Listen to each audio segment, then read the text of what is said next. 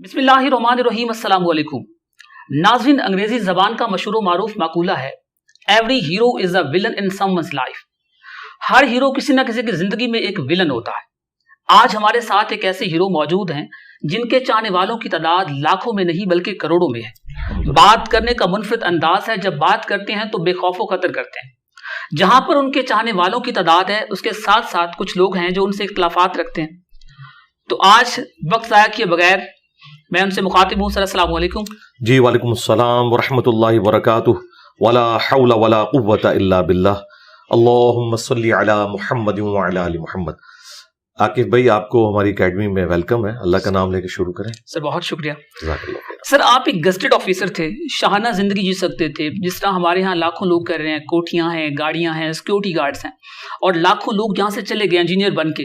But आपका मुनफरिद तरफ जाना, मतलब मोस्टली लोग जब गस्टेड ऑफिसर होते हैं तो वो अपनी बड़ी एक पैराडाइज लाइफ गुजारते हैं, जो उनके ड्रीम होते हैं, बस पैसे इकट्ठे किए, लाइफ एंजॉय की। और आपने उन लाखों लोगों से मुनफरिद ये सोच कैसे आप में आई? अल्लाह ताला का शुक्र है जिसने ये फिक्र दी है कि हमने अपनी आखिरत की ज़िंदगी को प्रायोरिटी दी है। और अल्लाह का शुक्र है कि जितना अरसा मैंने जॉब की है, आलमोस्ट तकरीबन 16 साल तक, उसमें मेरी कोशिश रही है कि अपने नौकरी के साथ भी इंसाफ किया जाए। और ज़िंदगी में जो एक लग्जरियस हिस्सा है वो तो उन सालों में किसी हद तक एंजॉय कर लिया शरीयत के दायरे के अंदर तो उस लाइफ को देख लिया था। असल में जो अल्लाह ताला ने सुकून रखा है वो आखिरत ओरिएंटेड होने में, तो इसलिए इस ज़िंदगी को अडॉप्ट किया। और ये मैं कभी नहीं कहूँगा कि कोई शख्स इस लेवल के ऊपर आके इस सिलसिले को शुरू करे। तमाम लोगों के लिए हालात फेवरेबल नहीं होते कि वो इस लेवल पे उतर सकें। अमूमन आप लोगों से जब पूछेंगे तो वो आपको जज्बाती डॉक्ट्रिन पे चलते हुए मशवरा देंगे कि खैर है, अल्लाह ताला संभालेगा, आप दुनिया को छोड़ दें, बिल्कुल अल्लाह ताला आपके मामलात लेके चलेगा। नहीं, इस तरह नहीं हुआ। मैंने मुसब्बिबुल असबाब पे नज़र रखी है, लेकिन असबाब को मैनेज करके इस सेटअप को आगे लेके चलो।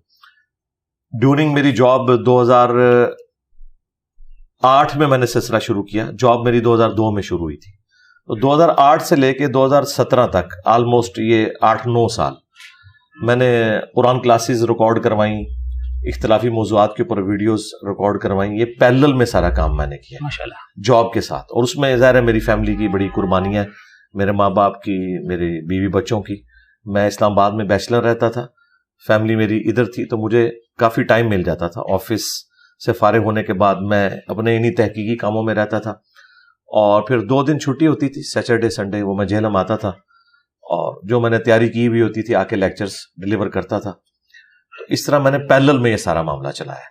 लेकिन जब आहिस्ता आहिस्ता जिम्मेदारी बढ़ गई और मेरे लिए जो फाइनेंशियल रिसोर्सेज हैं वो भी किसी हद तक मैनेज हो गए, तो फिर मैंने ये इरादा किया कि ठीक है, अब मुझे इसी मामले को आगे लेके चलना है। और फिर जो गवर्नमेंट की तरफ से मुझे एक रिटायरमेंट ऑफर की गई थी वो मैंने एक्सेप्ट कर ली। अगरचे मेरी पेंशन जो है वो मेरी पे का 1/4 हिस्सा है, लेकिन इसके बावजूद चूंकि मेरे काफ़ी हद तक रिसोर्सेज मैनेज हो गए थे, तब मैंने इतना बड़ा रिस्क लिया। वरना इस लेवल के ऊपर रिस्क लेना हर बंदे को हालात वाक़यात ऐसे नहीं मिलते कि वो ये करे। ना हम किसी को इस तरह का मशवरा देंगे। हाँ, जिसके लिए फेवरेबल हो वो ज़रूर करें। और फिर जो ये टॉपिक है इख्तिलाफी मौज़ूआत के ऊपर बोलना, इसमें फिर आपकी लाइफ भी वनरेबल हो जाती है, फैमिली लाइफ भी वनरेबल हो जाती है, आपकी दोस्तों की, आपके टीम मेंबर्स की लाइफ भी वनरेबल हो जाती है। इस लेवल के ऊपर कुर्बानियां देना एक मुश्किल काम है। बाकी आपने कोई अखलाकियात के ऊपर दर्स देने हैं, या कोई फिजिक्स का प्रोफेसर है, कोई इंग्लिश का है, तो वो तो आप कोई मसला नहीं, आप लेक्चर्स दें। लेकिन ये एक सेंसिटिव टॉपिक है जिसकी वजह से हर बंदे को अल्लाह ताला ने ऐसे हालात वाक़यात नहीं दिए कि वो इतनी दिलेरी दिखा सके।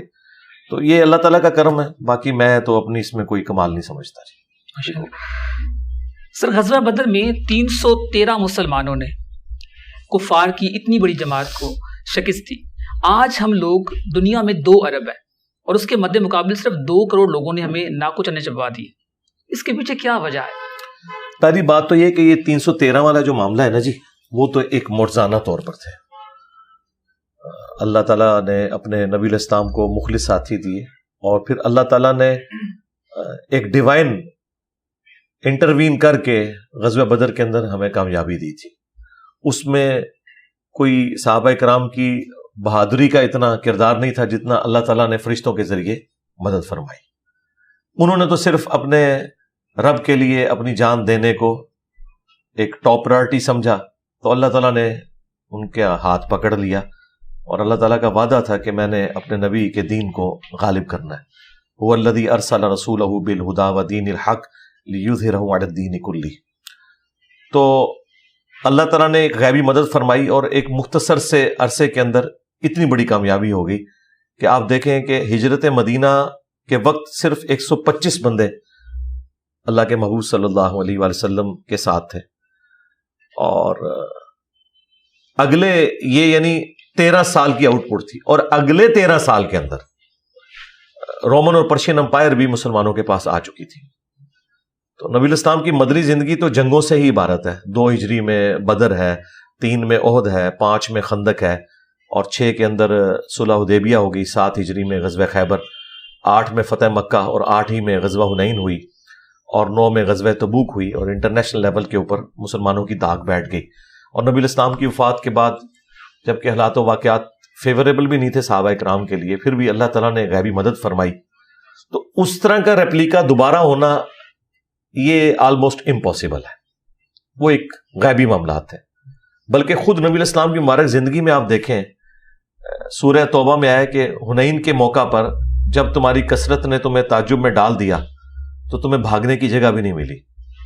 جو آپ نے 313 کی مثال دی, تو نبی الاسلام کی زندگی میں وہ 12,000 کی مثال بھی تو ہے. اس وقت بھی تعداد زیادہ تھی, لیکن صرف 80 بندے نبی الاسلام کے ساتھ رہ گئے. بخاری مسلم میں آتا ہے, باقی تو یعنی آپ کو چھوڑ کے میدان جنگ سے چلے گئے. اس وقت کیا حالات و واقعات تھے, یہاں تو لوگ کہتے ہیں میں تو اپنے نبی کے لیے جان دے دیتا, تو وہ سارے جان دینے والے تھے جو آپ کو چھوڑ گئے. پھر نبی الاسلام نے فرنٹ سے لیڈ کیا, آپ نے اپنے خچر پہ سوار ہو کے آگے بڑھے کفار کے لشکر کی طرف. انا النبی لا کذب انا ابن عبد المطلب, میں نبی ہوں اس میں کوئی شک نہیں, میں عبد المطلب کا بیٹا ہوں اس میں کوئی شک نہیں. اور پھر آپ نے زمین سے ایک مٹھی بھری کنکریوں کی اور کافروں کی طرف یوں پھینکی تو ان کی آنکھیں اندھی ہو گئی. یہ نبی الاسلام کے ساتھ اللہ تعالیٰ کی ایک غیبی تائید آئی تھی. ادروائز غزوہ حنین بھی مسلمانوں کے ہاتھ سے گئی تھی, حالانکہ کثرت تھی, کافروں سے زیادہ تھے تعداد میں. اس کے باوجود بس وہ حالات فیوریبل نہیں ہوئے. ایک تکبر کا جملہ نکل گیا کہ ہم 313 تھے تو غالب آئے تھے, تو آج تو ہماری تعداد بھی زیادہ ہے. تو اللہ تعالیٰ نے کہا پھر تمہیں بھاگنے کی جگہ نہیں ملی. تو جہاں تک آج کا تعلق ہے, آج کے جو حالات و واقعات ہیں, ان میں وہ 313 کی مثال دینا اس لیے بھی غلط ہے کہ اس طرح کے 313 بھی آج نکالنا مشکل ہے. دوسری بات کہ ہمیں کبھی نبی الاسلام نے یہ تعلیم نہیں دیا کہ آپ نے صرف اسباب کے اوپر تکیہ کرنا ہے اور مسبب الاسباب کو چھوڑ دینا ہے, یا صرف مسبب الاسباب کے اوپر تکیہ کرنا ہے اور اسباب کو چھوڑ دینا ہے. دونوں طریقے پیرلل میں دونوں چیزیں لے کے چلے ہیں نبی الاسلام. سورۃ الانفال میں آیا کہ اپنے تیاری رکھو کافروں کے خلاف پلے ہوئے گھوڑوں کے ذریعے, اور ظاہر ہے کہ اس زمانے میں یہی کچھ ہوتا تھا نا, اور آلات جنگ کے ذریعے. پھر بخاری مسلم میں حدیث ہے کہ طاقت پھینکے ہوئے ہتھیاروں میں ہے, آگاہ ہو جاؤ طاقت پھینکے ہوئے ہتھیاروں میں ہے. اس زمانے میں بھی پھینکے ہوئے ہتھیار یعنی منجنیق اور تیر کے ذریعے, آپ کتنا بھی کوئی اچھا تلوار چلانے والا ہے, اگر آپ تیروں کی اس کے اوپر بارش کر دیں تو وہ آپ کے قریب بھی نہیں آ سکے گا. اور آج بھی آپ دیکھ لیں, اگر آپ کے پاس پھینکے ہوئے ہتھیار ہیں یعنی میزائل ٹیکنالوجی ہے یا ایئر ڈیفنس سسٹم ہے, وہ بھی پھینکے ہوئے ہتھیار ہی ہیں, تو آپ دیکھ لیں طالبان 20 سال تو اس طرح خاری نہ کاٹتے. یہ تو 20 ہفتوں کی جنگ تھی, لیکن امریکہ ڈومیننٹ رہا اپنی اس ایئر سٹرائکس کی وجہ سے. ابھی بھی وہ خود ہی چھوڑ کے گئے ہیں, ادروائز ابھی بھی وہ اس کو کنٹینیو کرتے تو کر سکتے تھے, اور وہ تو ان کی اکنامک پوزیشن ایسی ہوگی کہ وہ اسے کنٹینیو نہیں کر سکے. تو فلسطین میں بھی اب صورتحال تو یہی ہے کہ اسرائیل کے پیچھے یورپ اور امریکہ کھڑا ہوا ہے, اور لوگ کہتے تو ہیں کہ جی ہمارے پاس 74 لاکھ کی فوج ہے سارے اسلامی ملکوں کی ملا کے. تو صرف فوج ہونے سے تو مسئلہ حل نہیں ہوگا جب تک ان کے اندر جذبہ اور جدید ہتھیار نہیں ہوں گے. پھر بھی جتنا پریشر بلڈ کرنا چاہیے تھا معذرت کے ساتھ وہ ہمارے مسلمان حکمرانوں نے کیا نہیں ہے, یعنی بالکل ہی بیک فٹ کے اوپر چلے گئے ہیں. سوائے ایک ایران نے جرت دکھائی ہے، یا اس کے بعد ان کو دیکھ کے طیب اردگان نے تھوڑی سی ہمت دکھائی ہے، محمد بن سلیمان نے بھی تھوڑی بہت ہمت دکھائی ہے، لیکن ابھی بھی بہت ہمت کی ضرورت ہے. تو اس کے لیے مسلمانوں کو تعلیم میں آگے بڑھنا ہوگا جی. آپ جن کو 2 کروڑ کہہ رہے ہیں، آپ ذرا نوبیل پرائز کی لسٹ نکالیں تو 4تھا حصہ وہ لوگ ہیں. ہاں بالکل ٹھیک ہے. کسی بھی فیلڈ میں، آپ فزکس کی فیلڈ میں دیکھیں، کیمسٹری کی فیلڈ میں دیکھیں، آپ اسٹرانومی کی فیلڈ میں دیکھیں، سوشل سائنسز میں آپ آ جائیں، آپ کو ہر جگہ وہ یہودی نظر آئیں گے ٹاپ کے اوپر. تو یہ انہوں نے مقام ارن کیا ہے، یہ ان کو یعنی جھولی میں ڈال کے کسی نے نہیں دیا. ہم بھی ارن کریں گے تو ٹھیک ہے، ان کے لیول کے اوپر آ جائیں گے. ہم معذرت کے ساتھ نہ تو اپنے دین کے ساتھ مخلص ہیں اور نہ اپنی دنیا کے ساتھ مخلص ہیں. کسی بھی معاملے میں ہم مخلص نہیں ہیں. تو یہ ذلت اور خاری خواہ ہمیں کرکٹ کے میدان میں کاٹنی پڑے یا ہاکی کے میدان میں، تو یہ ہمارا مقدر ہے. جب کوئی قوم گرتی ہے تو گراوٹ ہر جگہ نظر آتی ہے پھر، اور وہ ہمیں نظر آ رہی ہے. سر کس نے کہا تھا کہ پرندوں میں یہ فرقہ پرستی نہیں دیکھی، کبھی مندر پہ جا بیٹھے کبھی مسجد پہ جا بیٹھے. سر حیوان کے اندر یہ کانسیپٹ ہے، مطلب اس نے اس تفریق کو نہیں سامنے رکھا. آج ہمارے ڈگری ہولڈر جو موفلی ہم سنتے ہیں کہ میں فلاں مدرسے سے یہ ڈگری لے کر آیا ہوں، جن میں سب کے پاس ڈگری نہیں ہے، وہ ایجوکیٹڈ لوگ جو ہیں وہ تفرقہ واریت کو کیوں پھیلا رہے ہیں، جب پرندے حیوان جو ہیں وہ اس حد تک کانشیس ہیں کہ وہ کیئر نہیں کرتے کہ وہ مندر پہ بیٹھ رہے ہیں یا مسجد میں بیٹھ رہے ہیں. دیکھیں ان ڈگری والوں نے تو اپنی جو عزت افزائی کروا لی ہے نا، اگر کسی ڈگری والے سے کراتے تو کم بے عزتی ہوتی. بغیر ڈگری والے سے کروائی، یعنی ڈگری سے مراد ان کے فرقے کی ڈگری. ویسے میری ڈگری تو ان سے بہتر ہے، کیونکہ ہمارے بچپن میں جو لوگ ایف ایس سی میں میرٹ نہیں بنا سکے تھے تو وہ مدرسوں میں چلے گئے تھے. ہمارا انٹلیکچوئل لیول بھی ان سے زیادہ ہے، اور پریکٹیکلی ہم نے ثابت بھی کیا کہ ایک پڑھا لکھا بندہ سارے فرقوں کو ناکو چنے جبوا سکتا ہے. یعنی یہ ان کا انٹلیکچوئل لیول آپ دیکھ لیں کیا ہے. تو جہاں تک آپ نے پرندوں کا ذکر کیا، تو پرندے یا اور جانور وہ تو فطرت کے اوپر ہیں، وہ خدا کے ساتھ شرک نہیں کرتے. مندر یا مسجد میں جانا، یہ انسانوں کا جانا اور ان کے جانے میں فرق ہے. اگر وہ بیٹھتے ہیں تو وہ خواہ مندر میں بھی ہوں، وہ کسی بت کے آگے نہیں جھکتے، وہ خدا کے سامنے جھکتے ہیں اور خدا کی تعریف کرتے ہیں. باقی جو ہمارے انسانیت کے اندر اتنے مذاہب بن گئے، ظاہر ہے انسانوں نے یہ سب کچھ بنایا. شروع میں تو سب کے سب ایک خدا کے ماننے والے تھے، پھر شیطان کی ہتھے چڑھ کے انہوں نے حق کا راستہ چھوڑا، اور اللہ تعالیٰ نے وقتاً فوقتاً پیغمبر بھیجے ان کی اصلاح کے لیے. جن لوگوں نے پیغمبروں کی دعوت قبول کی وہ دنیا اور آخرت میں کامیاب ہیں، اور جن لوگوں نے پیغمبروں سے بغاوت کی تو جہنم کی آگ ان کا مقدر ہونے والی ہے، والعیاذ باللہ تعالی. بہرحال ودن اسلام جو یہ فرقہ واریت آپ دیکھ رہے ہیں، اس کے پیچھے بھی نبی الاسلام نے جب حجۃ الوداع کے موقع پر واضح فرما دیا تھا، المستدرک للحاکم میں یہ حدیث ہے کہ اپنے بعد 2 چیزیں چھوڑ کے جا رہا ہوں، اللہ کی کتاب اور اس کے نبی کی سنت. اسے پکڑ لو گے تو کبھی گمراہ نہیں ہوگے. اور پھر صحیح مسلم میں آتا ہے کہ غدیر خم کے موقع پہ فرمایا کہ قرآن کو پکڑ لینا میرے بعد، یہ اللہ کی کتاب ہے، اس میں تمہارے لیے ہدایت اور نور ہے. جو پکڑے گا وہ ہدایت پہ ہوگا، جو چھوڑ دے گا وہ گمراہ ہو جائے گا. اور دوسری بھاری چیز میرے اہل البیت ہے، میں اپنے اہل البیت کے معاملے میں تمہیں اللہ کا خوف دلاتا ہوں کہ ان کے ساتھ اس نے سلوک کرنا. تو امت نے قرآن و سنت کو بھی چھوڑ دیا، اہل البیت کے ساتھ جو کچھ کیا وہ آپ کے سامنے ہے. 50 سال کے بعد نبی الاسلام کے پورے خاندان کو کربلا میں ذبح کر دیا گیا. تو یہ امت ڈیزرو کرتی ہے جو کچھ اس کے ساتھ ہو رہا ہے. کسی نبی کے ماننے والوں نے اپنے نبی کی اولاد کے ساتھ یہ کچھ نہیں کیا، اپنے نبی کی آخری جو وصیتیں تھیں ان کے ساتھ یہ کچھ نہیں کیا. تو یہ فرقہ واری جو آپ کو نظر آ رہی ہے اس کے پیچھے ریزن ہی یہی ہے کہ انہوں نے نبی الاسلام کی تعلیمات کو چھوڑ دیا. قرآن نے کامن بانڈ بتایا تھا، وَاعْتَصِمُوا بِحَبْلِ اللَّهِ جَمِيعًا وَلَا تَفَرَّقُوا، اللہ کی رسی کو مضبوطی سے پکڑ لینا اور فرقوں میں مت بٹنا. اور وہ اللہ کی رسی صحیح مسلم میں آیا کہ وہ قرآن ہے، اور ساتھ اہل بیت کا ذکر آیا کہ ان کے ساتھ اس نے سلوک کرنا ہے. تو غدیر خم کی حدیث میں قرآن کو اللہ کی رسی کہا گیا. اس میں ایک لطیف اشارہ تھا کہ اللہ کی رسی کو مضبوطی سے پکڑ لینا اور فرقوں میں مت بٹنا. مراد یہ کہ تمہاری فرقہ واریت سے بچنے کا راستہ ہی ہے کہ تمہارا کامن بانڈ قرآن ہونا چاہیے. اور اس میں وائس ورسا بھی تھا کہ جیسے ہی قرآن کو چھوڑو گے تمہارا شرازہ بکھر جائے گا. تو آپ کو نظر آ رہا ہے ڈاکٹر اقبال نے جو یہ شعر کہا ہے، وہ زمانے میں معزز تھے مسلمان ہو کر اور تم خار ہوئے تارک قرآن ہو کر جواب شکوہ میں. تو یہ صحیح مسلم کے اندر یہ حدیث موجود ہے کہ اللہ تعالیٰ اس قرآن کی وجہ سے قوموں کو عروج دے گا اور اس قرآن کی وجہ سے قوموں کو زوال پذیر کرے گا، اور وہ پریکٹیکلی ہمیں نظر آ رہا ہے.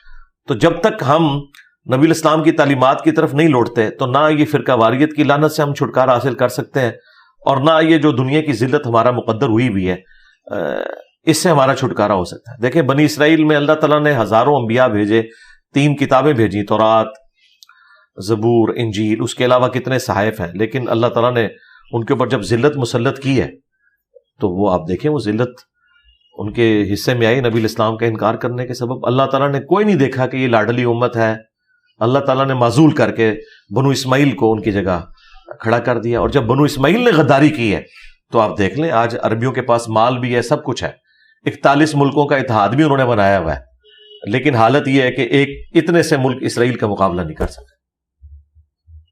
سر وہ کہتے ہیں کس کس کا ذکر کیجئے، کس کس کو روئیے، دن رات لوٹ مار ہے مذہب کے نام پر. سر یہ سوال میں اس لیے کر رہا ہوں کیونکہ میں نے اپنی آنکھوں سے یہ منظر دیکھا ہے کہ میں آئی واز ان ولیج، تو وہاں پہ ایک شخص ہے، اس کا یہ ہاتھ کٹا ہوا تھا اور اس کے ہاتھ میں 1000 روپیہ تھا، اس کا ہاتھ کب کپا رہا تھا، اور وہ شخص لائن میں کھڑا تھا کہ میں پیر صاحب کو اپروچ کروں اور ان کو میں وہ پیسے دوں. اور جب اس شخص نے ان کو 1000 روپیہ وہ دیا تو اس کو پراپر اس کے ساتھ ہینڈ شیک بھی نہیں کیا گیا اور اس کو واپس بھیج دیا گیا. تو میں نے ان سے بھی یہ سوال کیا، سر کیا اسلام پرمیشن دیتا ہے کہ آپ اپنی تجوریاں اس طرح سے بھر لیں، لوگوں کو جھوٹے خواب دکھائیں کہ ہم تمہاری جس طرح کی صورتحال ہوتی ہے، اب وہ امیجن کریں کہ جس شخص کا ہاتھ نہیں ہے، اس کا مطلب ہاتھ کٹا ہوا ہے اور اس کے بعد وہ مطلب پیرالائزڈ ہے، کب کپا رہا ہے وہ، اور اس نے پتہ نہیں وہ 1000 روپیہ کیسے کمایا ہوگا. تو یہ منظر میں نے خود دیکھا ہے. تو کیا اسلام پرمیشن دیتا ہے ایسے؟ اسلام سے ان لوگوں کا کیا لینا دینا؟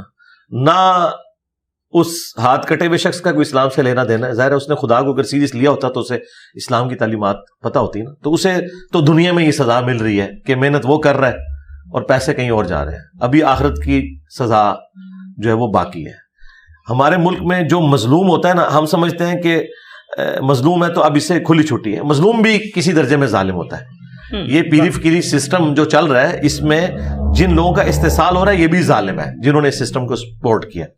باقی رہ گئے وہ، ان کا تو دھندا ہے، وہ تو عیار اور مکار لوگ ہیں.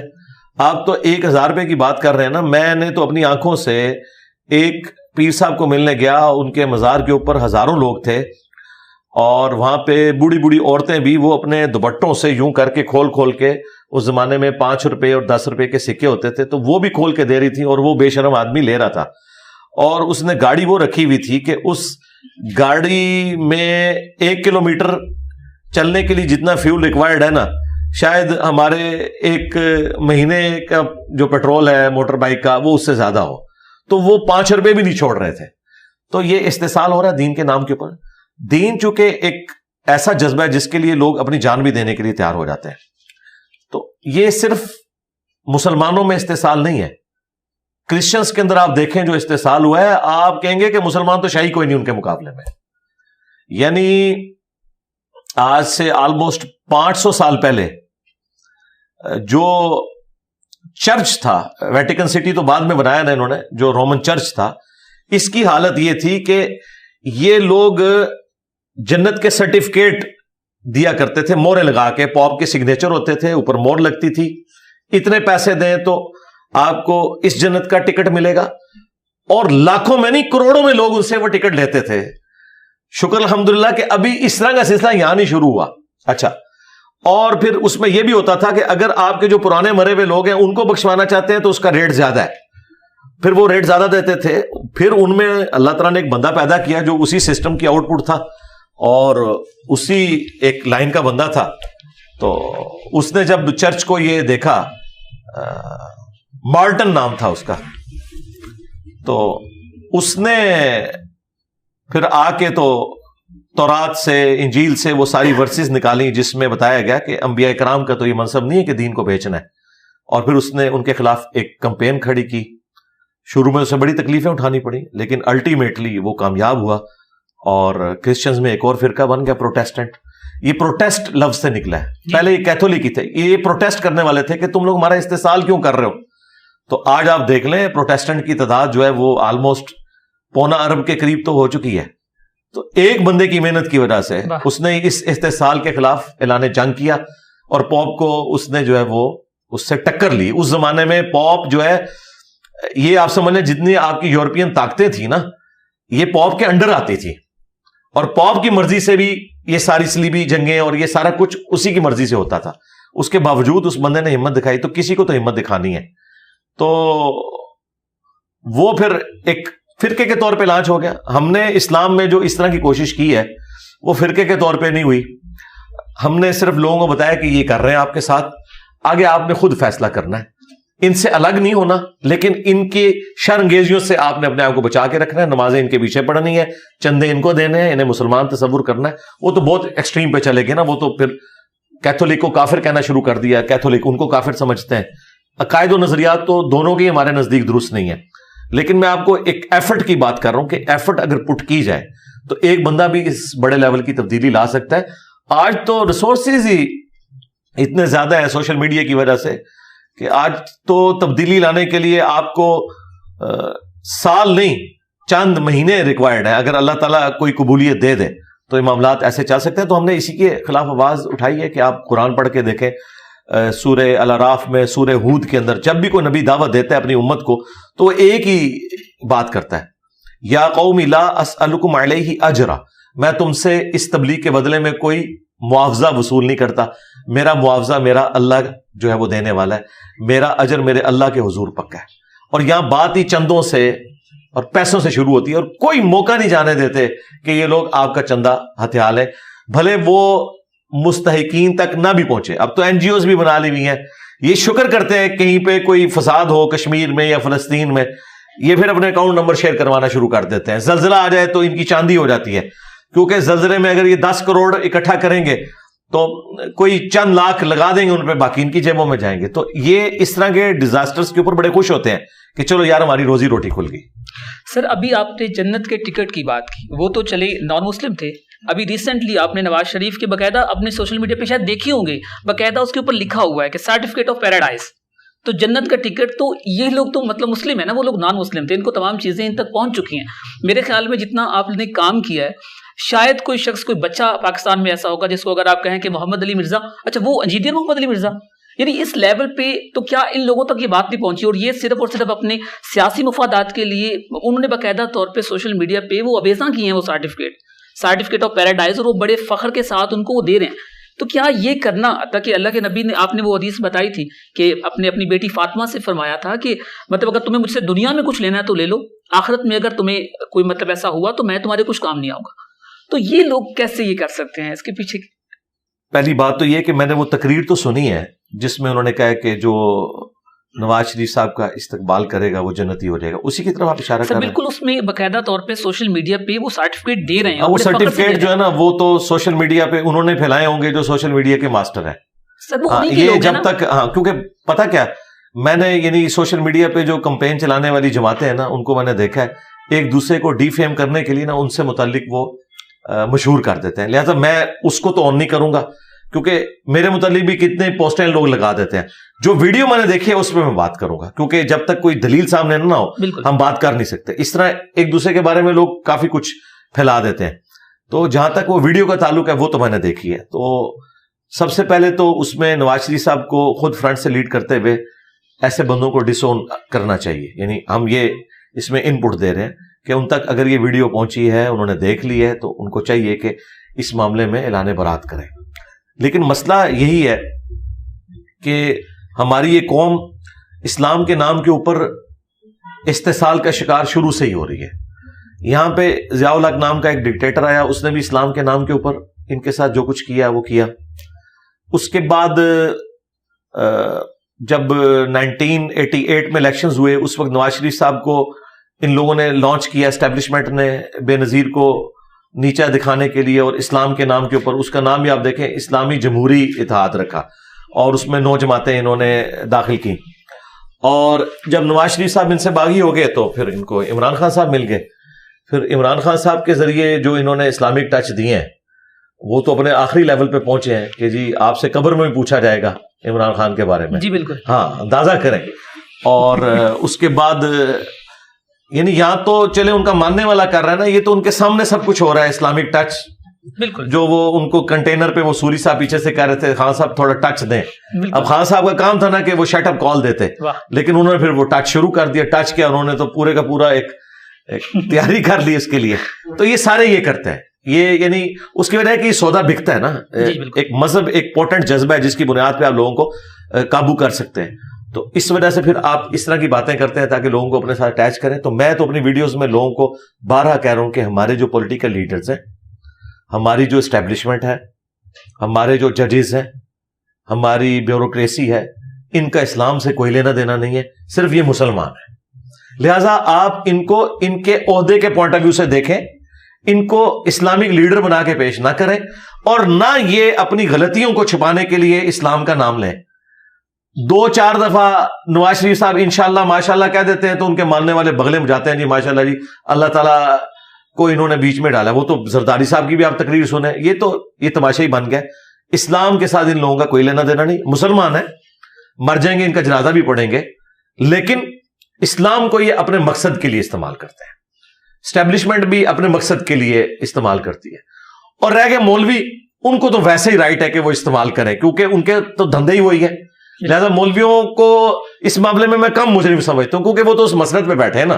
ٹھیک ہے, تو وہ تو کہیں گے کہ بھئی ہم تو, جس طرح مولانا فضل الرحمان صاحب ہے, وہ کہتے ہیں بھئی میں مدارس کا نمائندہ ہوں, میں تو اسلامک ٹچ دوں گا, کیونکہ مجھے انہوں نے تو لانچ کیا ہے. بالکل ٹھیک ہے نا. لہٰذا وہ تو اس کو آن کرتے ہیں, اور وہ کسی حد تک جسٹیفائنگ ہے. باقی ہم نے دیکھنا ہے کہ یہ اب نکلے ہیں. تو وہ جب فضل الرحمان صاحب لاہور آئے تھے دھرنا دینے خان صاحب کے دور میں, تو انہوں نے اپنے آپ کو حسین کہا اور عمران خان کو یزید کہا. انہوں نے کہا میں یزیدی حکومت کے خلاف جا رہا ہوں, لیکن جو اوریجنل حسین تھے وہ تو شہید ہو گئے تھے, اور جو یہ والے حسین ہیں وہ آپ کے سامنے ہیں. تو یہ سارے اس طرح کرتے ہیں, اسلام کو استعمال کرتے ہیں. میرا خیال ہے لیڈرز کا کام ہے, اور اگر لیڈرز نہیں کر رہے تو ان کے ماننے والوں کو ان پولیٹیکل لیڈرز کو مذہبی پیشوا نہیں ماننا چاہیے. ان کو پولیٹیکل لیڈر سمجھے اور ان کی اصلاح کی کوشش کرتے ہیں. ظاہر ہے اصلاح کی کوشش تو کرنی ہے, ایک دوسرے کو کافر کہنے سے مسئلہ حل نہیں ہوگا. اور انصاف کا دامن نہ چھوڑیں. یہ سب کے سب ایک ہی طرح کے ہیں, کچھ دیر کے بعد ایکسپوز ہوتے ہیں, کچھ جلدی ہو جاتے ہیں, کچھ تھوڑا کر رہے ہوتے ہیں, کچھ زیادہ کر رہے ہوتے ہیں. ہے سارے کے سارے ہی مجرم ہیں اس فیلڈ میں. میں تو سب کو چیک کر کے دیکھ چکا ہوں. سر ایک سوال اور ہے, بیسیکلی سر وہ ایک کمیونٹی سے ریلیٹڈ ہے, یعنی کہ 2-4 گاؤں ایسے ہیں, وہاں پہ ایک سٹوری ہے اور لوگ اس کو اس طرح سے مانتے ہیں. سر ایک شخص جو ہے نا, وہ مدینہ پاک میں گئے تھے, اور ان کا ایک دوست جو ہے نا اس کی ڈیتھ ہوگی گاؤں میں, اور وہاں پہ موجود انہوں نے اپنے کسی فرینڈ سے کہا کہ میرے گاؤں میں فلاں شخص کی ڈیتھ ہو گئی ہے. انہوں نے ایک آہ بھری اور کہا کہ وہاں پہ اس کی ڈیتھ ہو گئی ہے. اور جو گاؤں میں موجود لوگ تھے انہوں نے کیا کیا کہ انہوں نے ان کو وہاں پر دیکھا کہ وہ جنازے میں شامل تھے, اور ابھی بھی کچھ لوگ وہاں موجود ہیں اور وہ اس بات کے دعوے دار ہیں کہ بھائی ہم نے ان کو دیکھا تھا. اور چونکہ یہ ایک کمیونٹی سے ریلیٹ کر رہی ہے, تو میں چاہوں گا کہ احادیث اور قرآن کی روشنی میں کیا ایسی کوئی پاسبلٹی ہے؟ نہیں, کوئی نہیں, ردی کی ٹوکری میں پھینکیں. اگر میں اسی کمیونٹی سے یہ کہوں کہ میرے اسٹوڈنٹس نے مجھے روزہ شریف اور طواف کعبہ کے دوران کئی دفعہ دیکھا ہے اور میں جہنم میں ہوں, مان لیں گے, تو پھر آپ بھی نہ پیش کریں. اس طرح کچھ نہیں ہوتا. دوسرا, اس طرح کی چیزوں کو چیک کرنے کے لیے پھر آپ نے سارے سائنٹیفک پیرامیٹرز لینے ہیں. یہ نہیں ہے کہ کسی کے کہنے پہ 1 کروڑ بندہ بھی گواہی دے, جب تک انسٹرومنٹ کلیئر نہیں کرے گا. آپ دیکھیں ملتی جلتی شکلوں والے لوگ بھی ہوتے ہیں, بعض اوقات کو انسیڈنٹ بھی ایسے ہو جاتے ہیں آپ کو اندازہ نہیں ہوتا, وہ کچھ عرصے بعد اس طریقے سے ہو بھی جاتا ہے. اس طرح آپ انالیسس کسی چیز کا نہیں کرتے. یہ انالیسس اسی طریقے سے ہے کہ میں آپ کو سگریٹ کے نقصان بتا رہا ہوں, اور آپ تھوڑی دیر بعد پوری تقریر سن کے یہ کہیں کہ ہمارے محلے میں ایک 90 سال کا بابا ہے, وہ تو ینگ ایج سے سگریٹ پی رہا ہے, اس کو تو کچھ نہیں ہوا. تو میں آپ کو کہوں گا میرے بھائی, آپ نے ایک بندے کو دیکھ کے فیصلہ نہیں کرنا, آپ نے 1000 بندے کنسیڈر کرنے ہیں جو سگریٹ پینے والے ہیں, تو آپ کو پتا چلے گا شاید وہ ایک ہی بابا بچا ہے, باقی سب 50 سے پہلے ایکسپائر ہو چکے تھے. بالکل اس طرح اسٹیٹسٹیکل انالیسس کیا جاتا ہے. یہ جو اس طرح کے دعوے کرتے ہیں نا, تو ٹھیک ہے پھر ہم چیک کریں گے نا, چیک کرنے کے لیے کاؤنٹر ویریفیکیشن ہوگی. یہ کہتے ہیں کہ جی ہمارے بزرگ جو ہیں وہ انہوں نے حکم دیا دیوار کو, تو دیوار چل پڑی. تو بھائی بزرگ مر تو نہیں گئے, نکالیں ان کو, چلا کے بتائیں, مسئلہ حل ہو جائے گا. ہمارے تو کئی پرابلمز ہیں, ہم کہتے ہیں آئیں سامنے پاکستان کی بجلی پوری کریں, اسی طریقے سے IMF کا قرضہ اتاریں. وہ لوگ جو کہتے ہیں ہم مصلح اٹھاتے ہیں تو سونے کی کانیں نیچے ہوتی ہیں, تو آئیں ایک بزرگ لے کے آئیں جو یہ مسئلہ حل کریں ہمارا, جو ان کے دعوے ہیں. اللہ کا اس طرح کا کوئی دعویٰ نہیں ہے. اللہ نے دنیا کو اسباب کے ساتھ جوڑا ہے.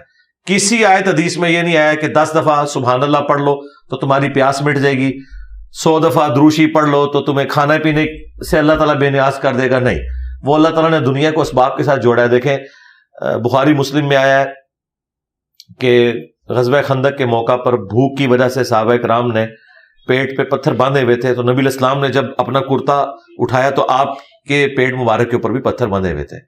تو نبی علیہ السلام بھی بھوک کی تکلیف کی وجہ سے یہ کر رہے تھے نا. تو دنیا کو اللہ نے اسباب کے ساتھ جوڑا ہوا ہے. بخاری مسلم میں آتا ہے کہ جب نبی علیہ السلام غار ہرا جاتے تھے تو سیدہ ختیجہ ان کو ٹفن میں کھانا باندھ کے دیتی تھی. یہ کہتے ہیں ہمارے بزرگ 40 سال تک جنگلوں میں رہے اور کچھ کھایا پیا نہیں. نبی علیہ السلام تو تھوڑی دیر کے لیے غار ہرا جا رہے ہیں تو ان کی بیوی ان کو کھانا باندھ کے دے رہی ہیں. اس کا مطلب ہے یہ ہمیں یہ کہنا چاہتے ہیں کہ ہمارے بزرگوں کا مرتبہ نبی علیہ السلام سے زیادہ ہے. یہ سب کچھ جھوٹ بول رہے ہیں. کاؤنٹر ویریفیکیشن کروانے کے لیے اس کو سائنٹیفکلی ثابت کرنا ہوگا, ادروائز ہم نہیں مانیں گے. ہاں, جو چیزیں قرآن و سنت میں رپورٹ ہوئی ہیں ان کو ہم معجزے کے طور پر مانتے ہیں. مثلا حضرت عیسیٰ علیہ السلام کو اللہ تعالیٰ نے بغیر باپ کے پیدا کیا. اب کوئی کہ قرآن میں چونکہ یہ لکھا ہوا ہے اور آپ کے کسی دوست کا تعارف کروایا جائے کہ یہ ہیں جو بغیر باپ کے پیدا ہوئے ہیں, تو اس دور میں اس کو گالی سمجھا جائے گا یا فضیلت؟ بالکل. بس اسی طریقے سے جب یہ اپنے بابوں کی کرامتیں ہمیں بتاتے ہیں نا تو ہمیں اتنی ہنسی آتی ہے کہ جیسا کہ جب کسی کا تعارف کروایا جائے کہ اس کا باپ کوئی نہیں ہے. اور مثال حضرت عیسیٰ کی دی جائے, مثال تخت بلقیس کی دے رہے ہیں جو قرآن میں رپورٹ ہوا ہے, اور باتیں اپنے بزرگوں کی بتا رہے ہیں. تو ہم نے ان کو کہا تھا آپ اسٹیچو آف لبرٹی غائب کریں امریکہ سے اور لا کے مارگلا ہلز کے اوپر رکھیں, وائٹ ہاؤس کو امریکہ سے غائب کریں, لائیں مارگلا ہل پہ رکھیں, ہم مان لیں گے کہ آپ یہ کر سکتے ہیں. لیکن پرانی باتیں ان کو, اپنے بزرگوں کی سٹوریاں آپ پاکستان میں دیکھیں 1965 میں پنجاب میں درجنوں بابوں کے بارے میں مشہور ہے کہ انہوں نے اپنے اپنے پل بچائے. یہ ہمارے جیلم کا پل ہے, ادھر بھی ایک سٹوری مشہور ہے. سیم سٹوری آپ کو سیالکوٹ کے پل کے بارے میں ملے گی, اسی سے ملتی جلتی سٹوری آپ کو اٹک کے پل کے بارے میں ملے گی, اور داتا دربار کے بارے میں لاہور کے پل کی ملے گی. اچھا, اب دیکھ لیں, اللہ تعالیٰ نے ان لوگوں کو ایکسپوز کرنا تھا. چند سال پہلے داتا دربار پہ آ کے ایک بندہ بم پھاڑ کے چلا گیا, 55 لوگ شہید ہو گئے. تو وہ بزرگ جو ڈائی مار کے پل سے جا کے کیچ پکڑتے تھے, ان کو ہاتھ میں یوں کیچ پکڑایا گیا, پکڑا نہیں گیا, بلکہ الٹا سارے بندے وہاں پہ شہید ہو گئے. تو اس کا مطلب ہے یا تو بزرگ ریٹائر ہو گئے ہیں, یا بزرگوں نے اپنی ڈیوٹی کرنی چھوڑ دی ہے, یا بوڑھے ہو گئے ہیں, یا ان کی صلاحیت چھین گئی ہے, یا پھر انجینئر صاحب کی بدوا لگ گئی ہے ان کو, اور یا پھر یہ کہ سب کچھ جھوٹ تھا. ایسا نہیں ہوتا, ایسا تو نہیں ہوتا. سر, انٹی تقلید جو لفظ ہے اس کا مفہوم کیا ہے بیسیکلی, اور لوگ کس طرح یہ قوموں کی عروج و زوال میں اس کا سبب بنتی ہے؟ تقلید کا مطلب یہ بغیر دلیل کے کسی کی بات کو ماننا. تو اسلام میں تو اندھی تقلید ہے ہی نہیں ہے. نبی علیہ السلام کی اندھی تقلید نہیں ہے, باقی تو چھوڑ دیں. واہ. سورہ یوسف میں کہ اے نبی تم فرماؤ کہ میں اور میرے اصحاب پوری بصیرت کے ساتھ اس دین کے اوپر چل رہے ہیں, اندھے بن کے نہیں. ٹھیک ہے, بخاری مسلم میں حدیث ہے, نبی صلی اللہ علیہ وآلہ وسلم نے ایک قافلہ روانہ کیا اور ان پہ ایک انصاری صحابی کو امیر بنایا.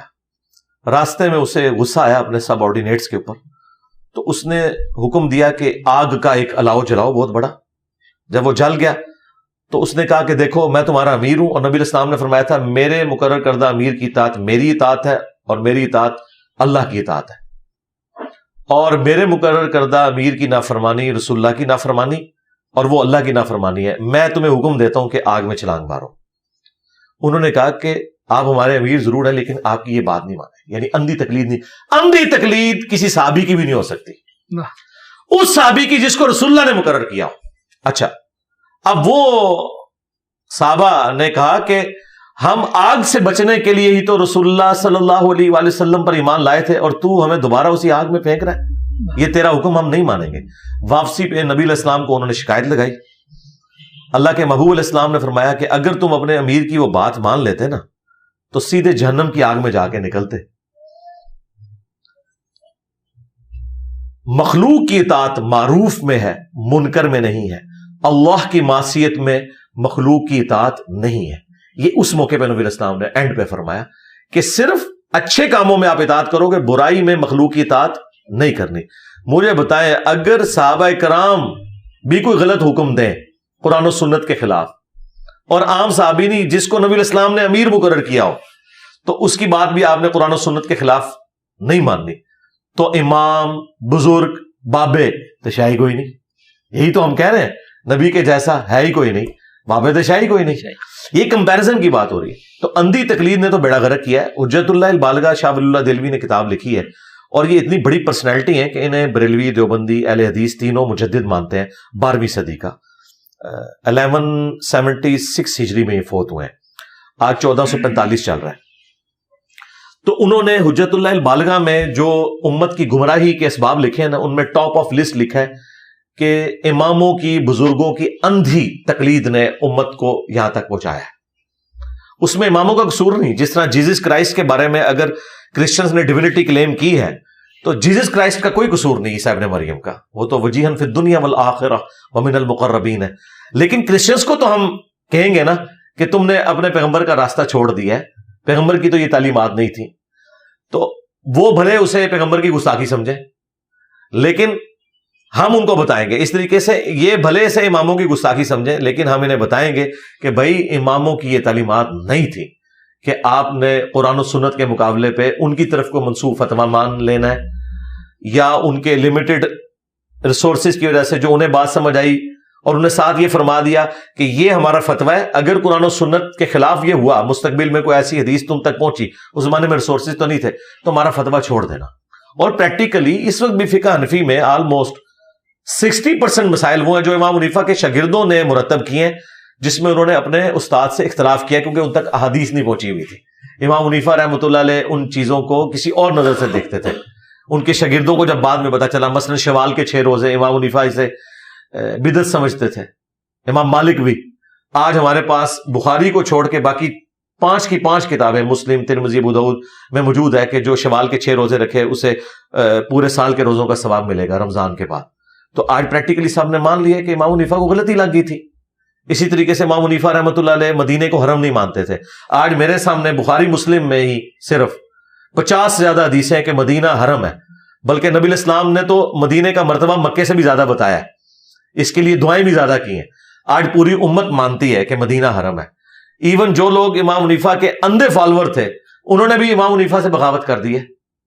خود احمد بریلوی صاحب نے باقاعدہ نعت لکھی ہے, حاجیوں آؤ شہنشاہ کا روزہ دیکھو, کعبہ تو دیکھ چکے, کعبے کا کعبہ دیکھو. انہوں نے تو کعبے سے بڑا حرم ڈکلیئر کیا ہے نبی علیہ السلام کے مدینہ شریف کو.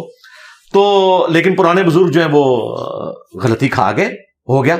عقیقے کو امام حنیفہ رحمۃ اللہ علیہ زمانے جاہلیت کی رسم سمجھتے تھے. آج بخاری میں حدیث موجود ہے, آج حنفی سب سے زیادہ عقیقہ کرتے ہیں. تو غلطی اگر لگ سکتی ہے بڑے سے بڑے بندوں کو, ان کو تو چھوڑ دے. حضرت عمر فاروق کو غلطی لگی. بخاری مسلم میں حدیث ہے کہ مسجد نبوی میں حضرت حسان ابن ثابت نعت پڑھ رہے تھے, حضرت ابو ہریرہ سن رہے تھے, حضرت عمر گزرے, بس صرف انہوں نے یوں کر کے دیکھا, ناراضگی کا اظہار کیا, بولے کچھ نہیں. تو حسان ابن ثابت نے کہا اس طرح نہ مجھے دیکھ, تجھ سے بہتر شخصیت مسجد میں ہوتی تھی, میں انہیں بھی نعتیہ اشعار سناتا تھا.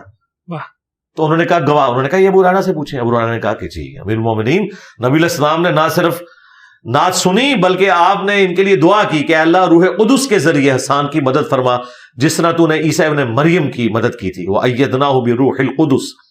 تو حضرت عمر جو ہیں وہ وہاں سے چلے گئے. یعنی اس واقعے سے آپ کو یہ پتا چلا کہ حضرت عمر کی بھی اندھی تقلید نہیں ہو سکتی. نمبر 2, حضرت عمر جیسے بندے سے بھی اتنی بڑی حدیث چھپی رہ گئی, جو یہ کہتے ہیں ہمارے بزرگوں کو نہیں پتا, جو انجینئر بتاتا ہے. بھائی اگر حضرت عمر سے چیز چھپی رہ سکتی ہے تو تمہارے امام بزرگ تو شاہی کوئی نہیں. نمبر 3, حضرت عمر نے کوئی اکڑ نہیں دکھائی. جب انہیں حدیث پہنچی تو انہوں نے یہ بھی نہیں کہا کہ میں خلیفہ راشد ہوں, علیکم بسنتی و سنت الخلفاء راشدین المہدیین. ان کو پتا تھا کہ یہ انہی معاملات میں جہاں میں قرآن و سنت کے مطابق چلوں گا, جہاں میں اس سے ہٹوں گا تو پھر میرا کوئی روب نہیں, میری عزت ہی اس کی وجہ سے. یہی ہم نے ان کو کہا ہے کہ یار دیکھو تمہارے بابوں نے عزت اویل کی تھی اللہ اور اس کے رسول کے نام کے اوپر, اگر وہ اللہ رسول کے ساتھ غداری کرتے تو ان کی عزت کیا, ان کا تو ایمان بھی مشکوک ہو جائے گا. اور یہ وہ لوگ ہیں جنہوں نے اللہ رسول کے ساتھ وفاداری کی. ہم نے ان کی کتابیں بھی ان کی وفات کے 1200 سال بعد اپنے ٹیبل پہ رکھی ہے. اگر وہ خود آ جائے امام بخاری امام مسلم تو ہم انہیں اپنی آنکھوں پہ بٹھائیں گے, کیونکہ یہ وفادار لوگ ہیں. ان کی لیگیسی, ان کی اولاد آگے نہیں لے کے چلی. ان کی کوئی آپ سمجھ لیں آؤٹ لیٹ نہیں تھی جو چلی ہے. میرے ساتھ تو ان کا رشتہ بھی کوئی نہیں ہے, لیکن آج دنیا میں کروڑوں انسان انہیں کتنی محبت سے دیکھتے ہیں. اللہ نے ان کا نام روشن کر دیا.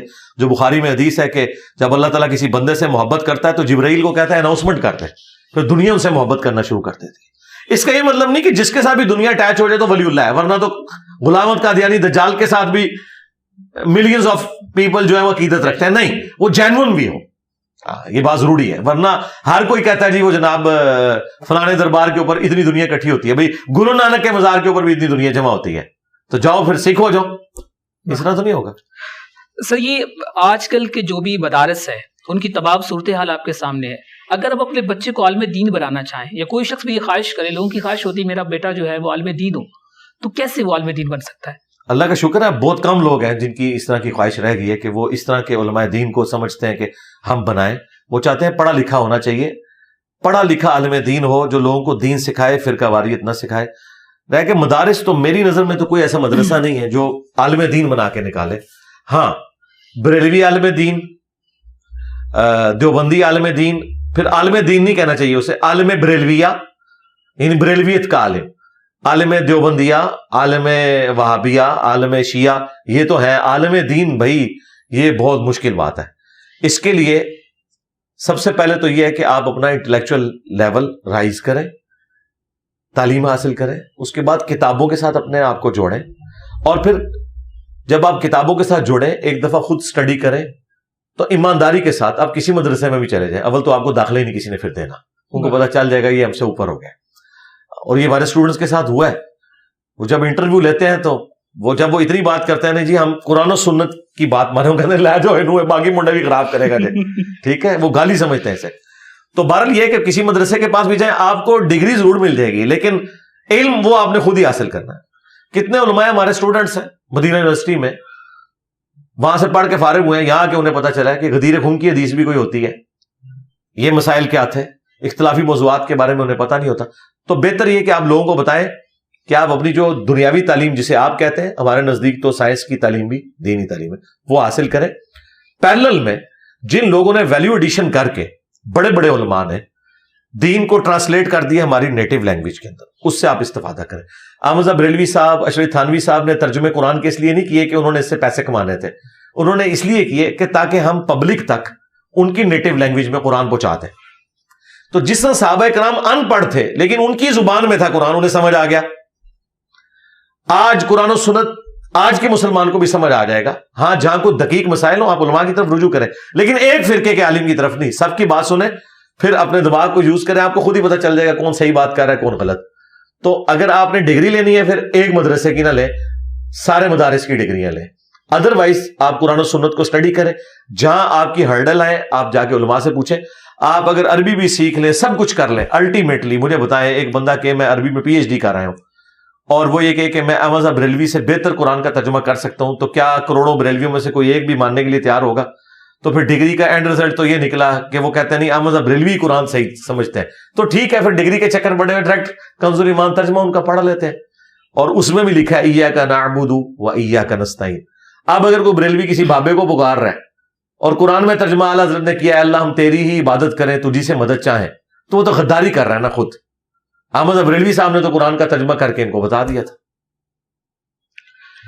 سر اگلا سوال یہ ہے کہ سر ہمارے ہاں پاکستان میں تقریباً 80% جو بچے ہیں نا, یعنی اتنے مسالک بن چکے ہیں کہ وہ ڈیسائیڈ ہی نہیں کر پاتے کہ رائٹ وے کون سا ہے, کیونکہ کچھ اس کے پیرنٹس کا جو بلیف ہے وہ اسے اس پہ فورس کریں گے. فار ایگزامپل اگر آپ کو دیکھ کے کسی نے رفع یدین کرنا شروع کیا تو اس کے پیرنٹس اگر وہ نہیں ہیں تو وہ اسے فورس کریں گے, بلکہ اس کو باقاعدہ طور پہ غصے سے منع کریں گے.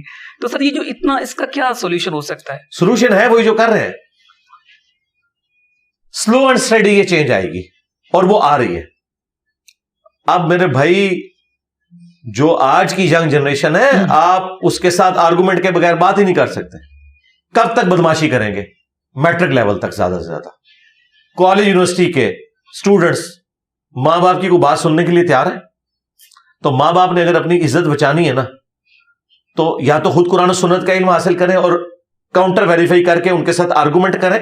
اگر بچے غلط لائن پہ ہوئے تو ان کو وہ ٹھیک کر سکتے ہیں, اور اگر وہ خود ہے تو ان کو اپنے آپ کو ٹھیک کرنا ہوگا, ورنہ اولاد ان کی گئی. انجینئر صاحب نے کسی کا کوئی بچہ نہیں چھوڑنا, یہ بالکل یاد کریں, اس بات کو اپنے دماغ میں بٹھا لیں کہ یہ سارے بچے آپ کے ہیں لیکن یہ ہیں ہمارے ہیں انشاءاللہ, کیونکہ یہ علم کی دنیا ہے. علم کی دنیا میں پھر آپ کچھ بھی نہیں کر سکتے. دیکھیں چرچ نے گلیلیو کی ذمہ داری لگائی تھی. گلیلیو ایک پادری تھا, نیوٹن کا استاد, یعنی فزکس کی دنیا میں یہ آپ سمجھ لیں بابا ہے اپنی فیلڈ کا, پادری تھا, ٹھیک ہے, اور ڈیوٹی اس کی لگائے گی کہ تو بہت ذہین آدمی ہے, تو یہ جو نئے نئے کوپرنیکس نے فتنہ کھڑا کیا ہے اور باقی جو سائنٹسٹ نے کہ زمین جو ہے وہ گول ہے اور ان کی انجیل ٹیمپرڈ فارم میں کہہ رہی ہے چپٹی ہے, تم نے یہ چیز ثابت کرنی ہے کہ یہ چپٹی ہے اور یہ ثابت کرنا ہے کہ زمین ساکن ہے اور زمین سورج کے گرد نہیں, سورج زمین کے گرد گھوم رہا ہے.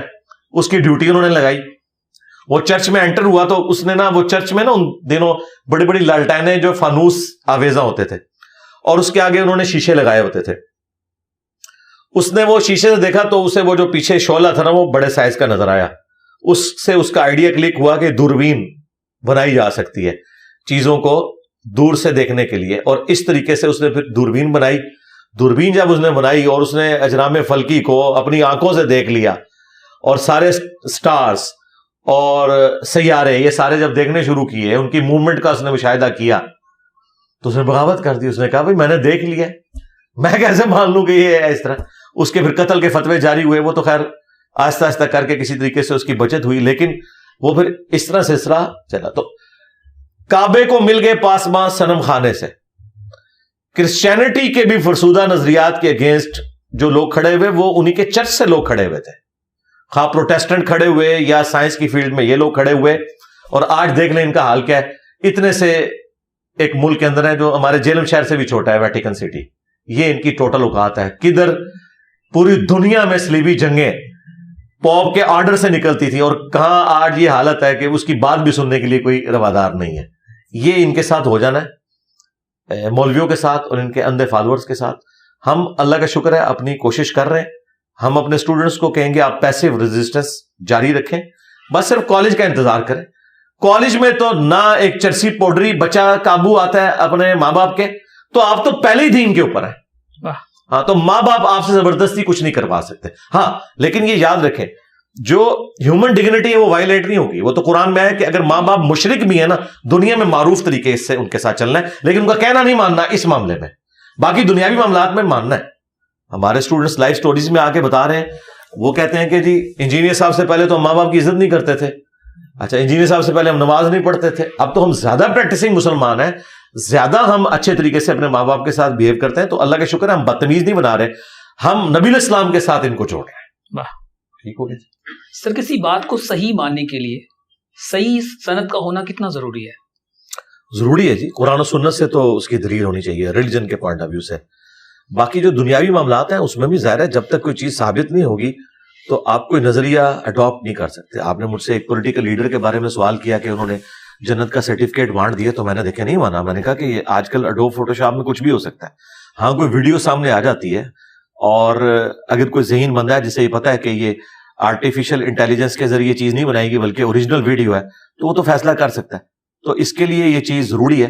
اور قرآن میں اللہ تعالیٰ نے حکم فرمایا وَلَا تَقْفُ مَا لَيْسَ لَكَ بِهِ عِلْمٌ إِنَّ السَّمْعَ وَالْبَصَرَ وَالْفُؤَادَ كُلُّ أُولَٰئِكَ كَانَ عَنْهُ مَسْئُولًا. انسان کسی چیز کی پیروی اس وقت تک مت کر جب تک کہ اس کے بارے میں ڈیفینیٹ علم نہ حاصل کر لے. بے شک کان, آنکھ اور عقل, دل ہو یا دماغ, اس کے بارے میں تم سے پوچھا جائے گا یہ انسٹرومنٹ یوز کیوں نہیں کیے. اسلام توہمات میں بالکل بلیو نہیں کرتا. دلیل کی بنیاد کے اوپر آپ نے چلنا ہے. اگر دلیل ہوگی تو پھر آپ نے ایکسپٹ کرنا ہے, ادروائز اس چیز کو ریجیکٹ کریں گے آپ.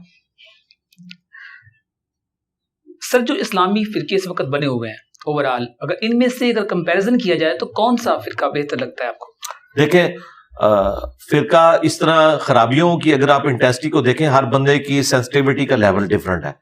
کسی کے لیے عقیدہ توحید سینسٹیوٹی ہے, کسی کے لیے ختم نبوت کا عقیدہ زیادہ سینسٹیو ہے, کسی کے لیے صحابہ کرام کا معاملہ, کسی کے لیے اہل البیت کا معاملہ. اس اعتبار سے کل حزب بما لدیہم فرحون, ہر فرقہ اس کے اوپر خوش ہے جو اس کے پاس ہے. تو یہ ڈیپینڈ کرتا ہے کہ کس شخص کی سینسٹیوٹی کا لیول کیا ہے. ہاں قرآن و سنت کی روشنی میں اگر آپ اس وقت جتنے اسٹیبلش فرقے ہیں نا, میری نظر میں اہل حدیث کا جو ایک منہج ہے وہ قرآن و سنت کے سب سے زیادہ قریب ہے. بشرطے کہ وہ خود بھی اس کے اوپر عمل کریں. بعض جگہ انہوں نے خود بغاوت کی ہوئی ہے. اہل حدیث فرقے کی بات نہیں کر رہا, اس میں تو بہت خرابیاں ہیں.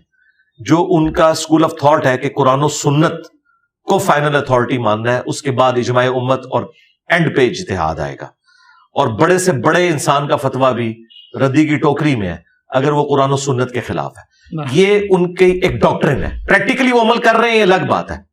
جس طرح اگر آپ مجھے کہیں کہ دنیا میں سب سے بیسٹ ریلیجن کون سا ہے, تو میں کہوں گا اسلام. اب پریکٹیکلی مسلمان اس پہ عمل کر رہے ہیں یا نہیں کر رہے, وہ مسلمانوں کی خرابی اپنی جگہ, لیکن اسلام اپنی جگہ پیور ہے. اس طرح اہل حدیث کا جو منہج ہے نا, وہ اہل سنت کہہ لیں, اصحاب الحدیث کہہ لیں, یہ منہج پیور ہے. باقی اس کے اوپر کوئی عمل کر رہا ہے یا نہیں کر رہا, وہ ایک الگ بات ہے. وہ تو میں سارے فرقوں کی چیزیں ہائی لائٹ کرتا ہوں انکلوڈنگ اہل حدیث. سر, لبرل مسلمان کے بارے میں کیا تصور ہے آپ کا؟ لبرل مسلمان سے مراد اگر کوئی یہ لے رہا ہے نا کہ تمام مکاتب فکر کو آپ سپیس دیں, ایون دوسرے مذہب کے لوگوں کا بھی حق ہے کہ وہ دنیا میں زندہ رہیں, اور پاکستان کے آئین میں یہ چیز ہے کہ غیر مسلموں کو بھی بنیادی حقوق ملیں گے.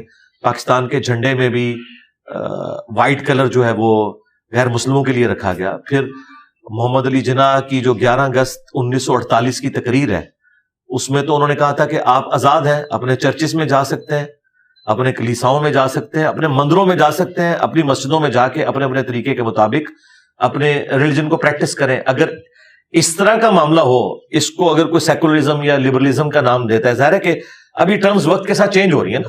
اب بینکنگ تو خود ہم اس کے خلاف ہیں, لیکن آج اسلامک بینکنگ ہے, ٹرم تو ہم نے وہیں سے ڈیوائز کرنی ہے نا. ہماری اس وقت جتنی ماڈرن ٹرمنالوجیز ہیں, اسلامک ڈیموکریسی لی تو ہم نے گوروں سے ہوئی ہے نا, تو اس کو ہم نے اسلامک کہہ کے, جس طرح اسلامک بینکنگ ہے, اسلامک ڈیموکریسی ہے, اسلامک لبرلزم بھی ہو سکتا ہے, اسلامک سیکولرزم بھی ہو سکتا ہے. لیکن اگر آپ بائی ڈیفینیشن دیکھیں تو ڈیموکریسی تو کفر ہے, لیکن اسلامک ڈیموکریسی کیا ہے کہ قرآن و سنت کے دائرے میں حلال کے اوپر آپ ووٹنگ کروا سکتے ہیں, حرام کے معاملے میں نہیں کروا سکتے. تو کہتے ہیں ہاں اسلامک ڈیموکریسی ہے. تو ٹرم ڈیوائز کی جا سکتی ہے. ٹرم تو ہمارے بزرگوں نے پتہ نہیں کیا کیا ڈیوائز کی ہیں, اور وہ آج تک اس طریقے سے چل رہی ہیں. ٹرم ڈیوائز کی جا سکتی ہے. تو اس اعتبار سے دیکھیں تو لبرل مسلمان سے مراد اگر کوئی شخص یہ لے رہا ہے کہ وہ تمام فرقوں کو سپیس دیتا ہے, پھر تو ٹھیک ہے. اور اگر لبرل مسلمان سے مراد وہ یہ لے رہا ہے کہ میں نے اپنی مرضی کی زندگی گزارنی ہے, صرف میں نے کلمہ پڑھ کے پاکستان کے شناختی کارڈ میں مسلمان ہونا ہے, تو صرف پاکستان کے شناختی کارڈ میں وہ مسلمان ہے, اللہ کے حضور وہ کافر ہے جب تک وہ اسلام کو پریکٹس نہیں کرتا. یعنی جو نماز ہے, روزہ, حج, زکوٰۃ اور باقی معاملات, وہ شناختی کارڈ کا مسلمان ہے. تو اس قسم کے لبرل مسلمان تو مسلمان ہی نہیں ہے.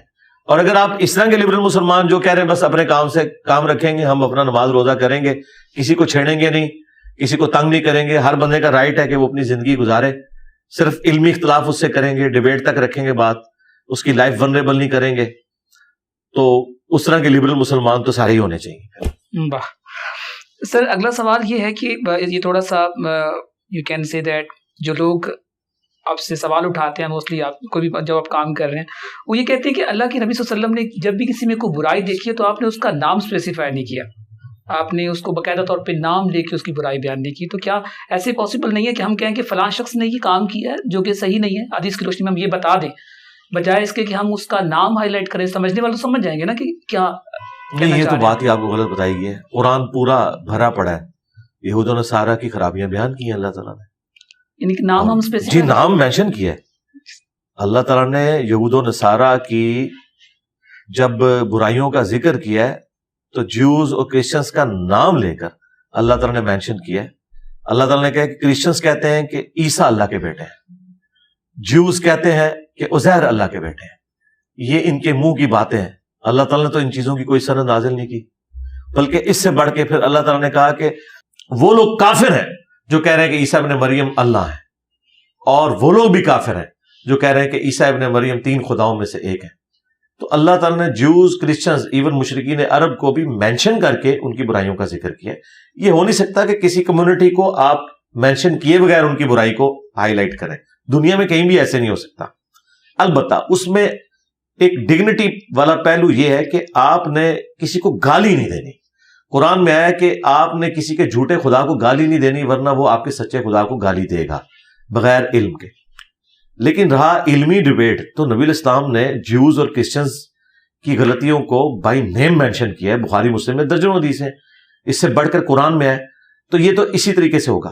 دوسری بات, جو لوگ ہم پہ یہ اعتراض کر رہے ہیں ان سے ہم یہ پوچھتے ہیں کہ وہ خود کیا کر رہے ہیں. خود تو ان کے بزرگوں نے بائی نیم ایک دوسرے کے فرقوں کو کافر قرار دیا ہوا ہے. تو آپ کسی مورل گراؤنڈ پہ کھڑے ہی نہیں ہیں ہمیں یہ بات کہنے کے لیے. ٹھیک ہے, یا تو آپ کہیں کہ آپ کے بزرگ کافر تھے, گمراہ تھے, جنہوں نے یہ طریقہ اڈاپٹ کیا جو انجینئر اڈاپٹ کر رہا ہے. لیکن انجینئر صاحب کہاں سے اپنا یوٹیوب چینل سے تمام ویڈیوز ڈیلیٹ کر دیں گے. اتنا حوصلہ تو پیدا کرو. لیکن ان کو بھی پتا ہے کہ اسی طرح ہوگا. احمد بریلوی صاحب نے بائی نیم دیوبند, اہل حدیث, شیعہ اور قادیانی کافروں کو بھی ساتھ شامل کر کے کہا کہ یہ سب کے سب مرتد واجب القتل ہے, ان کا ذبیحہ بھی حرام ہے, خواہ 1,00,000 دفعہ بھی اللہ کا نام لیں. اور یہ احکام شریعت میں فتویٰ لکھا انہوں نے. تو کیا ان کو نہیں پتا تھا؟ اس کے مقابلے پہ جب دیوبند نے المحند علی المفند لکھی ہے تو انہوں نے کہا کہ احمد بریلوی اور ان کی پوری جماعت ایک شیطانی لشکر ہے جو ہم پہ حملہ آور ہوا ہے, جس طرح انبیاء کے اوپر شیاطین حملہ آور ہوتے تھے. تو یہ ایک دوسرے کا نام لے کے یہ سب کچھ بتاتے ہیں. آپ ان سے پوچھیں آپ کیوں کر رہے ہیں, وہ کہیں گے بھائی جب تک بتائیں گے نہیں تو کیسے پتا چلے گا. تو مجھ سے کیوں ڈیمانڈ کر رہے ہیں؟ مجھ سے اس لیے ڈیمانڈ کر رہے ہیں کہ انہیں پتا ہے کہ گل ود گئی ہے. تو اب اس طریقے سے کوئی بات لے کے ہے نا, اگر کہیں کہ قرآن و سنت کا یہ سٹائل ہے, وہ تو یہ نہیں ہے. قرآن و سنت نے ہمیں یہ کہا کہ آپ نے گالی گلوچ نہیں کرنی. تو آپ دیکھیں یہ تو ایک دوسرے کے بزرگوں کے نام بدتمیزی سے لیتے ہیں. میں پلانٹ ارتھ پہ واحد نان بریلوی ہوں جو احمد بریلوی کو اعلی حضرت کہتا ہے. اہل حدیث اور دیوبند کہتے ہیں کالا حضرت, اعلی حضرت بھی کالا حضرت. اور دیوبندی اشرف تھانوی صاحب کو حکیم الامت کہتے ہیں, بریلوی کہتے ہیں مریض الامت. یہ تو گالی کے بغیر بات ہی نہیں کرتے. اپنے بزرگوں کو رحمت اللہ علیہ, دوسروں کے بزرگوں کو مرحوم کہتے ہیں. ٹھیک ہے, ہمارے استاد غلام سو سعیدی صاحب نے شرح صحیح مسلم میں جتنی دفعہ اشرف تھانوی صاحب کا ذکر کیا نا تو شیخ اشرف علی تھانوی لکھا ہے, مولانا اشرف علی تھانوی نہیں لکھا, کیونکہ مولانا ایک ریسپیکٹیبل چیز تھی. اپنے علماء کو مولانا کہہ کے وہ لکھتے ہیں, لیکن اشرف تھانوی کو لکھتے ہیں شیخ اشرف علی تھانوی. اب ہمیں تو پتہ ہے نا کہ یہ کیا کر رہے ہیں, ان کی جو چلاکیاں ہوشیاریاں ہمیں تو پتہ چل رہی ہوتی ہیں کہ یہ اس وقت کیا تقیہ کر رہے ہیں.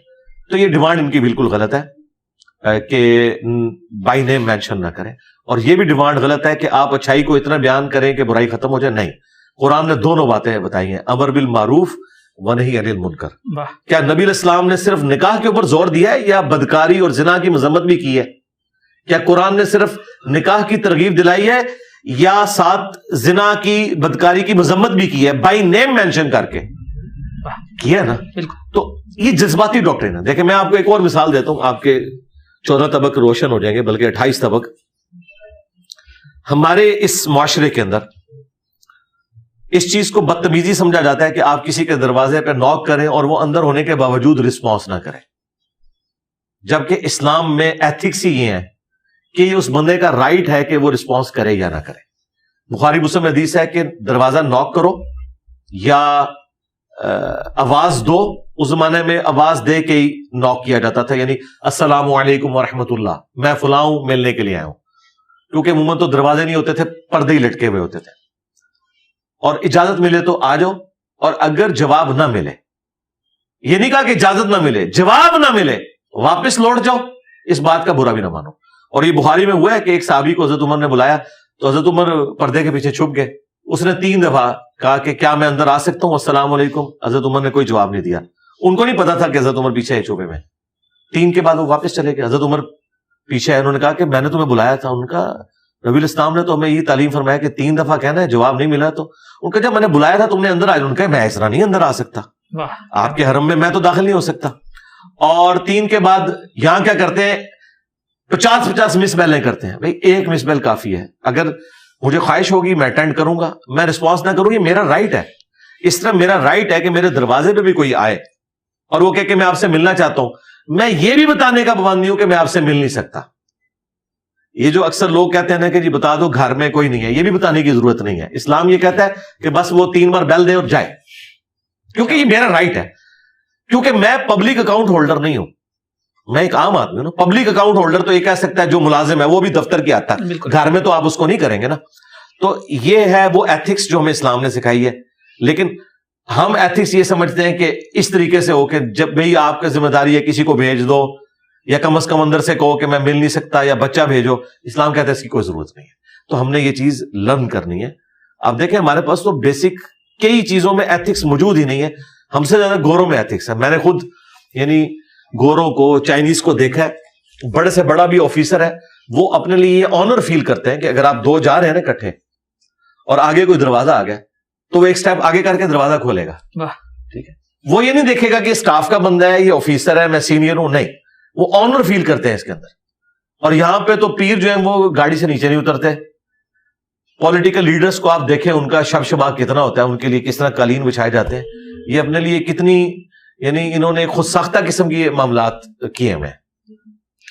سر اگلا سوال یہ ہے کہ مسئلہ فلسطین کا حل ممکن ہے, اور کیا افواج جو ہیں, مسلم افواج ہیں, وہ اس میں کیا کردار ادا کر سکتے ہیں؟ افواج نہیں, سب سے پہلے تو مسلمانوں کے حکمران جو جن کی بات بھی ہوگی دنیا میں, افواج کو تو دنیا نہیں مانے گی نا. دنیا یہاں پہ موسٹلی یہ ہوتا ہے نا اتھارٹیز ان کی, جیسے بے شک اتھارٹی ہونا, یہ یہاں جتنی مرضی اتھارٹی اپنی دکھاتے رہے, دنیا نہیں ان کی بات سنتی. دنیا ان ملکوں کی بات نہیں سنتی جہاں پہ وہاں کا آرمی چیف یا کوئی ڈکٹیٹر ان سے بات کرے. وہ کہتے ہیں جاؤ بندہ لے کے آؤ یارا. ٹھیک ہے, یہ ہمارے ملک میں ہے کہ ڈیفنس منسٹر کی کوئی اوقات نہیں ہے. امریکہ کے ڈیفنس منسٹر جو ہے وہ ایک چٹکی میں آرمی چیف, نیول چیف کو فارغ کر سکتا ہے. ٹھیک ہے نا, وہاں تو بھائی ڈیموکریٹک ویلیوز ہیں, وہ ان لوگوں کے ساتھ بات نہیں کرتے. وہ کہتے ہیں لاؤ اپنا بڑا لے کے آؤ, جس بڑے کو عوام نے چنا ہو. یہاں کوئی ویسے ہی کوئی بڑا بنتا رہے تو لاتا بات ہے. جس طرح یہاں پہ مولوی اپنے آپ کو بڑا پھوپھا سمجھتے ہیں, لیکن جب گورا اسلام کو اسٹڈی کرتا ہے وہ مودودی صاحب کو پڑھتا ہے. وہ کہتا ہے ان جہلوں کو پڑھنا ہے جن کو بیسک ٹرمنالوجیز کا نہیں پتا. ہم اس کو پڑھیں گے جسے پتا ہو کارل مارکس کون ہے, جسے لینن کا پتا ہو, جس نے سوشلزم کو کمیونزم کو بھی اسٹڈی کیا ہو. پھر اس سے بات کرتے ہوئے بھی ہم اچھے لگتے ہیں کہ وہ پھر ہمیں جب سمجھائے گا کہ اسلام کیا ہے اور یہ کیا ہے تو ہمیں سمجھ آئے گی. یہ لوگ ویسے کہتے رہے مفتی اعظم پاکستان. ٹھیک ہے, مفتی اعظم پاکستان تو بھائی مودودی صاحب ہیں, مرنے کے بعد بھی اور اپنی زندگی میں بھی. یہ جتنا مرضی اپنے آپ کو بڑا کر لیں, دنیا میں ان کو کوئی عالم ماننے کے لیے تیار نہیں. اس طریقے سے ان کی بھی یہی حالت ہے. یہ آپ چھوڑ دیں, وہ پرائم منسٹر سے بات کرتے ہیں, جو ملک کا کنٹری ہیڈ تو وہ ہے جو عوام کا نمائندہ.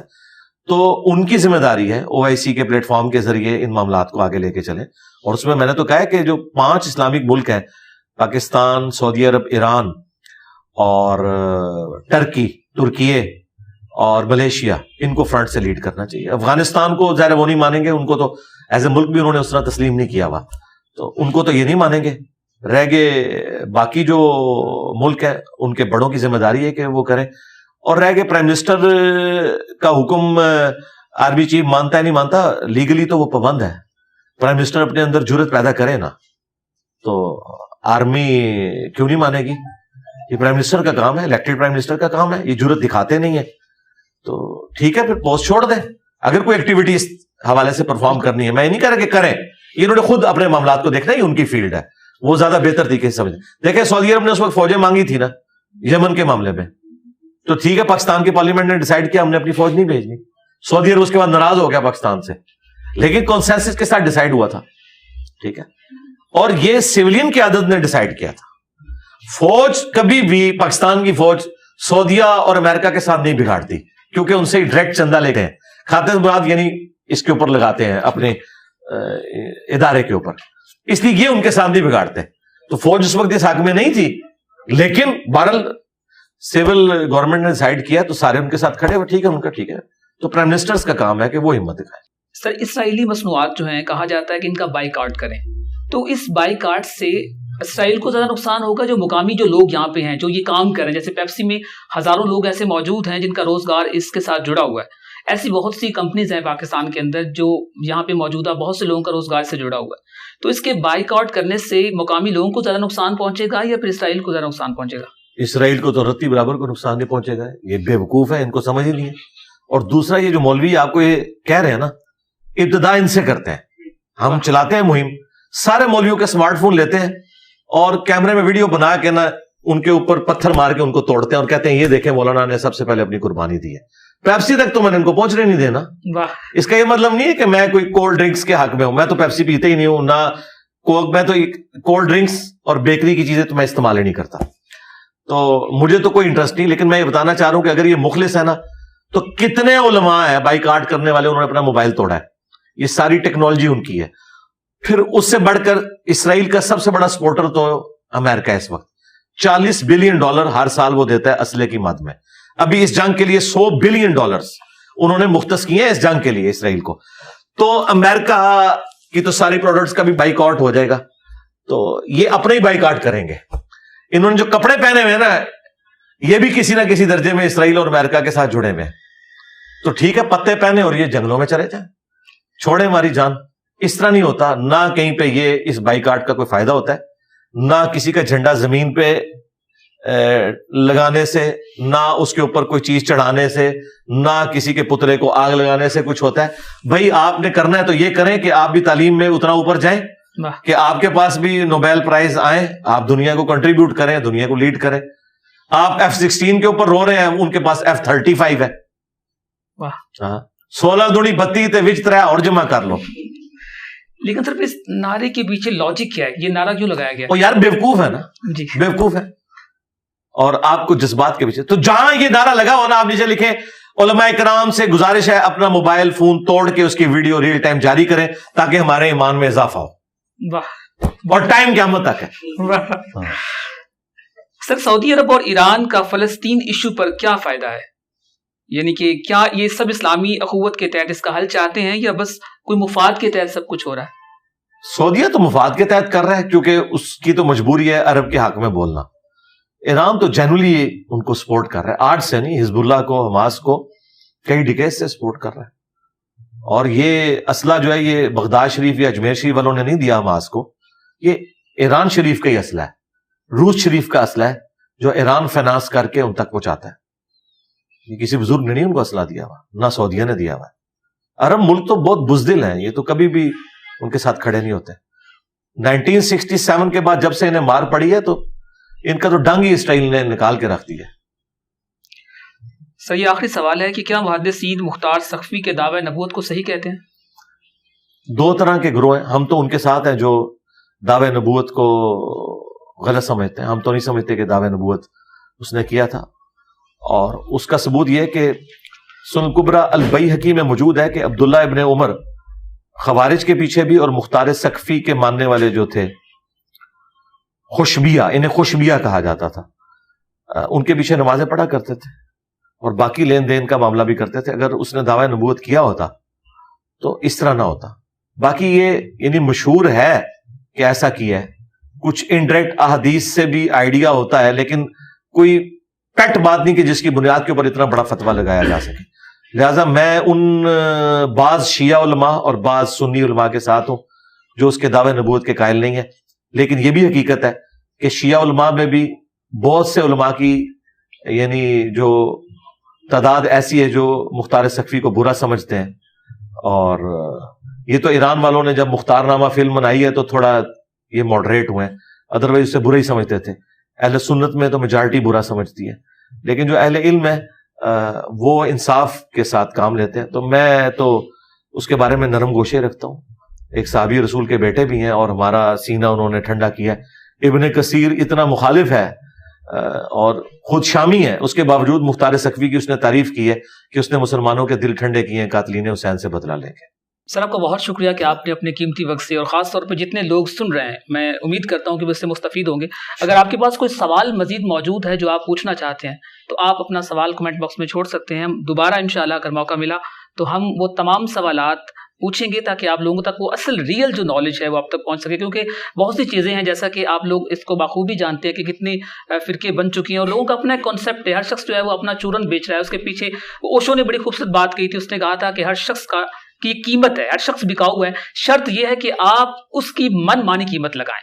तो आपको पाकिस्तान में अंदर खास तौर पे ये एक proper Islam you can say मजहब जो है वो एक बिजनेस बन चुका है, एक रिलीजन। आपने देखा यहाँ पे लोग साइकिल पे आते थे और वो कैसे प्राडो तक का उनको सफर किया। तो कोई भी सवाल आपके पास मौजूद है तो आप अपना सवाल कमेंट बॉक्स में छोड़ सकते हैं।